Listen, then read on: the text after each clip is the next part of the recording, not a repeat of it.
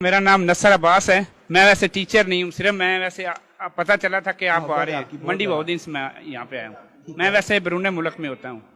एक सवाल है कि पूरी दुनिया में जहाँ पे भी हम जाते हैं कि यहूदियों की चीज़ें अच्छी हैं, उनकी क्वालिटी अच्छी है, उनके चाहे खाने पीने की चीज़ें हैं या वैसे हैं, यहूदियों की चीज़ें अच्छी हैं। हम मुसलमानों की चीज़ें अच्छी नहीं होती, क्वालिटी अच्छी नहीं होती।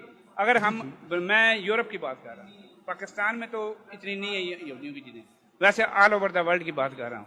वहाँ पर हमें ये मसला बनता है कि हम बेसिकली मुस्लिम हैं, मुस्लिम हम वहाँ पे बहुत पसमानदा हैं, बहुत पीछे हैं।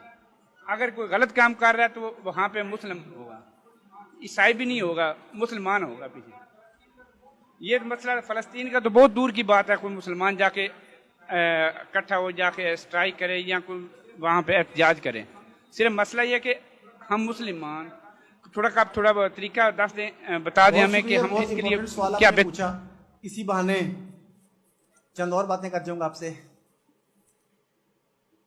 यहूदियों की जो चीजें बहुत अच्छी होती हैं, क्वालिटी बहुत अच्छी होती है, जैसा कि आपने कहा, कुछ चीजों को आप मान लेते हैं, कुछ चीजों पे बात की जा सकती है। पहले हम बात करते हैं, यहूदियों की चीजें बहुत अच्छी हैं। कोल्ड ड्रिंक बहुत अच्छी है, उनका पिज्जा बहुत अच्छा है, उनका बर्गर बहुत अच्छा है, उनकी फार्मास्यूटिकल कंपनी की दवाइयां बहुत अच्छी हैं। किसने कहा? किसने कहा? किसने कहा? ये किसने कहा? अच्छा, आप कह रहे हैं ना, आपको किसने बताया? अच्छा, अब मैं आप ही से पूछता हूं नए अंदाज में, कोक बेहतर है कि लस्सी बेहतर है? नहीं, उनसे पूछ रहा हूं, कोक बेहतर है कि लस्सी बेहतर है? ओके, बर्गर बेहतर है कि पराठा बेहतर है?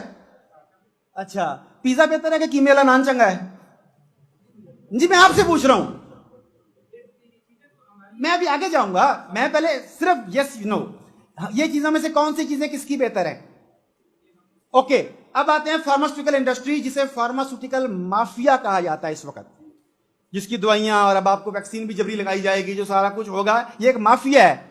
सवाल ये है, जो आपकी तिब्बे यूनानी थी, जिसे लोग तिब्बे नबी भी कहते हैं, दूसरे तरीके इलाज, जो देसी तरीके इलाज थे, उनके साइड इफेक्ट्स ज्यादा हैं या एलोपैथिक के ज्यादा हैं?